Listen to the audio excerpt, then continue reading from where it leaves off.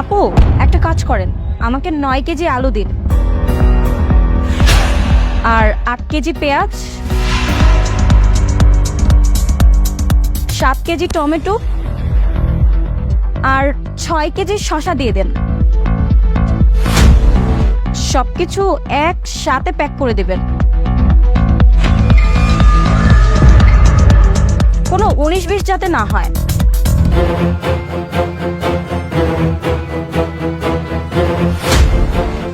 আরে বাহ তারিয়া, তুই তো অনেক ভালো বাজার করতে পারিস। বোন, তোমার সবজিগুলোর দাম কত করে? টমেটো 40 টাকা কেজি, তারপর এই যে মিষ্টি কুমড়া এটা 50 টাকা কেজি, পেঁয়াজ আপনার 60 টাকা কেজি। কি, তোমার এই সবজির দাম এত? বোন চল, আমরা এখান থেকে কোনো বাজার করবো না। আরে আপনি তো দিনে দুপুরে মানুষকে ঠকাচ্ছেন। শোন, আমি অন্য দোকান থেকে সবজি কিনবো, এই দোকানে অনেক দাম। চল তো।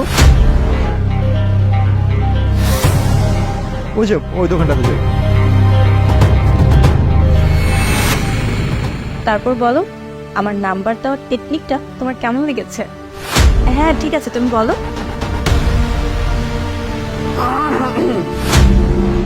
কি রে, কি হয়েছে? ভয় পেয়ে গেলে যে? কোথায় ভয় পেয়েছি? ভয় পাইনি তো, তুমি হঠাৎ করে চলে আসলে যে। না এমনি। তা বল, কার সাথে কথা বলছিলি? আমি আমি আমার কোচিং এর টিচারের সাথে কথা বলছিলাম।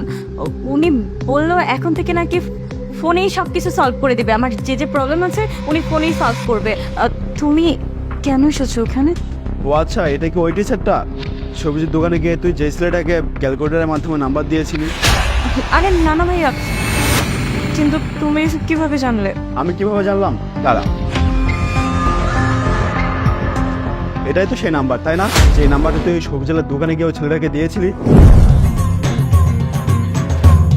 এই আপনার একটা লাউ নিচ্ছি আমি, কারণ ওই মেয়েটা যে নাম্বার দিছে ওটা তো লিখতে হবে, তাই না? এতদিন পরে একটা মেয়ে আমাকে নাম্বার দিছে, এখন যদি আমি এটাও হাতছাড়া করে ফেলি তাও তো সারা জীবন সিঙ্গেলের মধ্যে হবে। হ্যাঁ, একটু আমি লাউটা নিই। হ্যাঁ,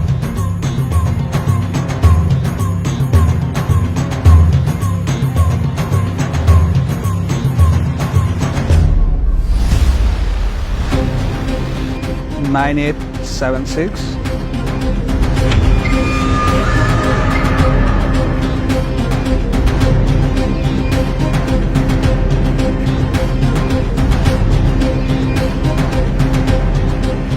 হয়ে গেছে। শোনেন, আমি না আপনাকে লাউটা পরে দিয়ে যাব, কারণ এখন তো আমার কাছে মোবাইল নেই, আমার মোবাইলটা ঠিক করতে দিয়েছিলাম। আমি লাউটা নিয়ে গেলাম, নাম্বারটা লিখে আমি আবার আপনাকে আপনার লাউ ফেরত দিয়ে যাবো, কেমন? ঠিক আছে, তাড়াতাড়ি দিয়ে দেন। কি কি মানুষ যে আসছে আল্লাহই জানে। আপু লাউটা আরে লাউয়ের মধ্যে নাম্বার লেখা, এটা তো আপুর নাম্বার, এটা এখানে কি করে আসলো? আচ্ছা আপু, ওই লাউয়ের ভিতরে নাম্বার কি করে আসলো? আর একটা মাইয়া তার বাইরের লোকে আইছিল, আর একটা ছেলেরে আপনার মনে করেন যে নাম্বারটা দিয়া গেছে, আর কি কি যে অঙ্গভঙ্গি করতেছিল সিসি কি আর কই। ওই মাইয়া যে নাম্বারটা করছে এটা এই পোলাই লাউয়ের মধ্যে লেখছে, লেখা পরে নাম্বার ওটা আমার দিয়া গেছে। আপনারা যে কি যে বলবো, মাইয়াটা পুরাই বেয়াদব। ও আচ্ছা, আপু তাহলে এসব করছে। একটা কাজ করি, লাউটা কিনে নিয়ে যাই, ভাইয়াকে দেখাই। আচ্ছা আপু, এই লাউটার দাম কত? 40 টাকা। আচ্ছা, এই 40 টাকা রাখেন, আমি লাউটা নিয়ে যাচ্ছি। জানো এই তোর লজ্জা করলো না এমন একটা কাজ করতে? আমি তোকে পড়াশোনা করিয়ে বড় একটা অফিসার বানাতে চাই, যাতে তোর কারণে আমার সমাজে মান সম্মান বাড়ে। আর তুই তুই এসব কি করিস? তোকে আমি কোচিংয়ে পাঠাই, আর তুই এসব করে বেড়াস। সামনে একটা 2 বছর ছেলেকে তুই নাম্বার দিয়ে আসিস, এই তোর পড়াশোনা, তাই না? কি করবো বলো ভাইয়া, আমার পড়াশোনা করতে একদমই ভালো লাগে না, আর তুমি আমাকে জোর করে পড়াশোনা করাও, এই জন্যই আমি এমন করেছি।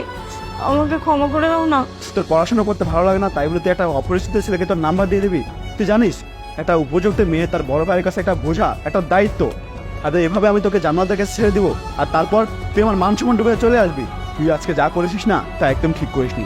তোর আজকের কাজে আমি অনেক কষ্ট পেয়েছি, তাই আমি ডিসিশন নিয়েছি আজকের পর থেকে তোর পড়ালেখা সব বলতো।